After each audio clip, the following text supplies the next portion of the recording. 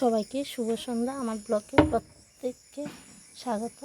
তো আজকে রান্না করছি কাঁঠালের গুঁটা দিয়া, কাঁঠালের গুঁটা দিয়ে মানে ডালের মতো রান্না করছি। আর অ্যাকচুয়ালি কাঁঠাল গুঁড়া গুঁটা রাখতে ভালো লাগে আর কি, এমনি ফিনিশ করছি না, মানে ডালের মতো করে রান্না করতাম ওটা আর কি।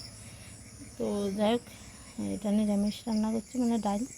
তারপরে রান্না করছি এখানে লুচি দিয়ে শুটকি দিয়ে। আর লুচিটা কাটতে অনেকক্ষণ টাইম লেগেছে, মিনিমাম 1 ঘন্টা। তো আমি এখানে বেশি কিছু দিছি না, শুটকি দিয়েছি, রসুন দিয়েছি, একটু পেঁয়াজ দিয়েছি আর কাঁচা মরিচ, আর কিছু মানে দিছি না আর কি, এতটুকু। আর এখানে একটু